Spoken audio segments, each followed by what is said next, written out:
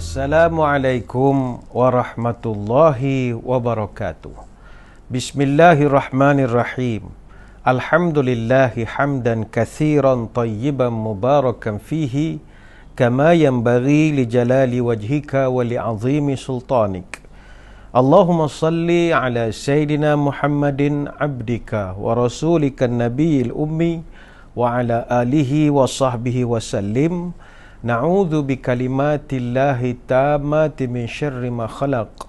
Bismillahilladzi la yadurru ma'asmihi syai'un fil ardi wala fis sama' wa huwas sami'ul alim. Amma ba'du. Saudara pendengar-pendengar rancangan Raudah di Nasional FM sentiasa di hati, mudah-mudahan dirahmati Allah sekalian. Pada kesempatan kali ini kita akan membicarakan satu topik, moga-moga memberi manfaat kepada kita bersama, iaitu amalan yang paling disukai oleh Allah Subhanahu wa taala. Amalan yang disukai oleh Allah, dia bukan bergantung kepada kuantitinya sahaja. Berapa banyak dilakukan, berapa kerap kita mendirikan.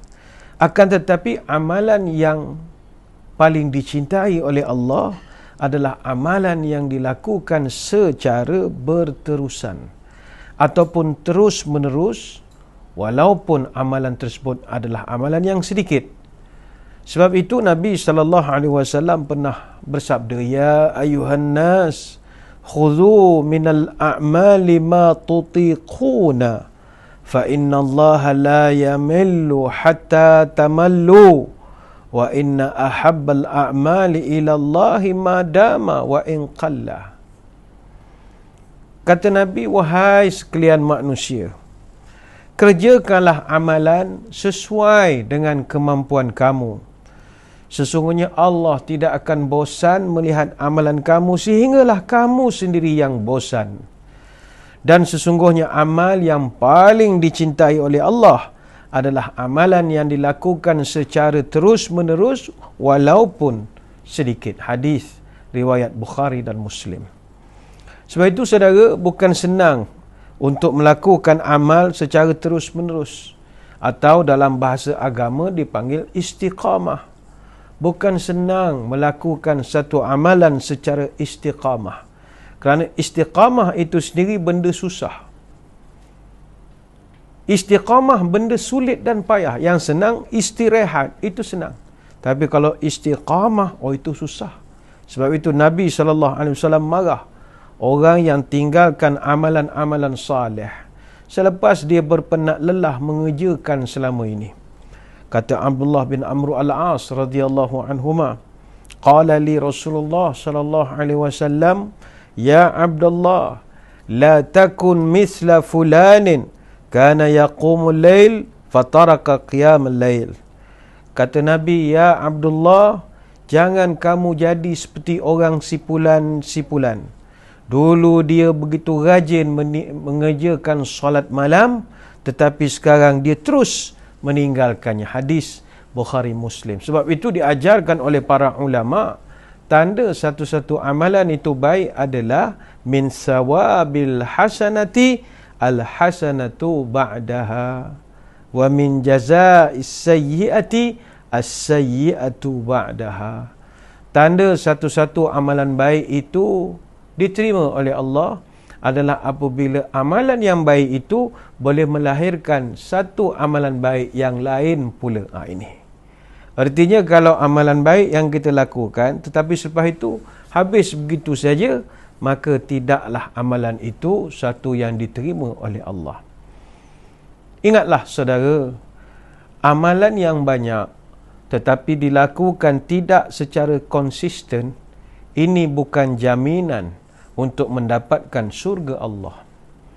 Sebab itu Nabi pernah berpesan, saddidu wa qaribu wa'lamu an la yudkhila ahadakum amaluhul jannah wa anna ahabbal a'mali ila Allahi adwamuha wa in qalla. Kata Nabi, tetaplah kamu berada dalam kebenaran dan bersikap luruslah.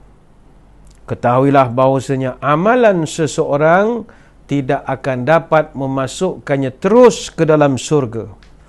Dan ingatlah, amalan yang paling dicintai oleh Allah adalah yang dikerjakan secara terus-menerus walaupun amalan itu sedikit. Hadis riwayat Bukhari dan Muslim. Maka saudara, untuk mendapatkan konsisten ataupun istiqamah ini, berdoalah banyak-banyak.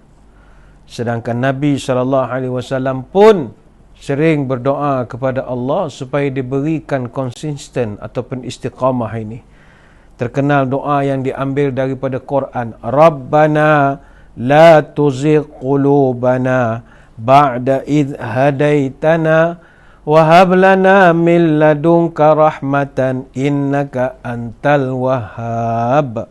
Wahai Tuhan kami, janganlah Engkau jadikan hati kami condong kepada kesesatan setelah Engkau beri petunjuk kepada kami.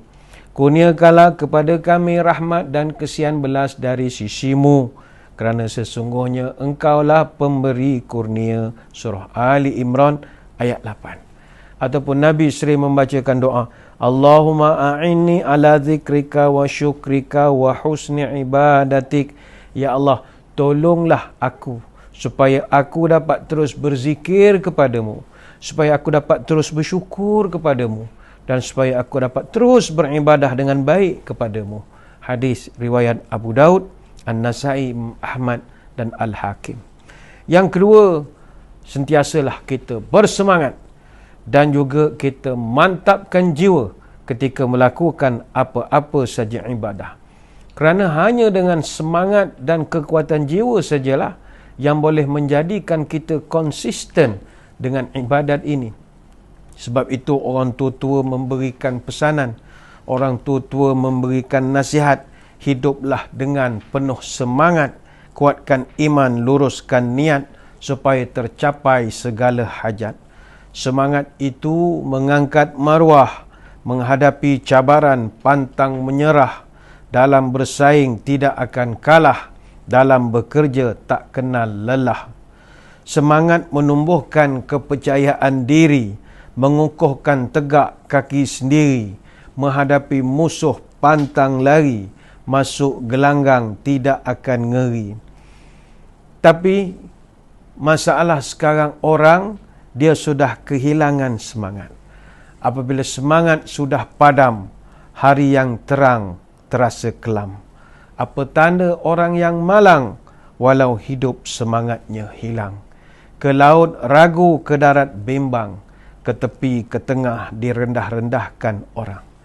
Justru itu, wahai sahabat, jangan patah semangat. Patah semangat hidup melarat, sebarang tujuan takkan pernah dapat. Bila semangat sudah menggebu, imannya kuat, tekad pun padu. Melangkah takkan bimbang dan ragu, tentu tercapai segala yang dituju. Bila semangat sudah membara, sakit dan pedih tidak lagi dikira. Sekali melangkah teruslah mara, tekadnya bulat tegas berbicara. Hanya semangatlah yang boleh menjadikan kita kekal melakukan sesuatu secara konsisten, istiqamah. Dan inilah yang dikendaki oleh agama, melakukan ibadah walaupun sedikit tetapi berterusan. Kalau dia datang ke masjid, secara berterusan. Kalau dia puasa, secara berterusan. Ayolah wahai para sahabat, kuatkan hati, teguhkan semangat, supaya hidup beroleh manfaat, selepas mati beroleh rahmat. Selamat bersemangat dalam melakukan ibadat. InsyaAllah itulah amalan yang disukai oleh Allah Subhanahu wa taala. Sekadar itu, wabillahi taufik wal hidayah. Wassalamualaikum warahmatullahi wabarakatuh. Wallahu a'lam.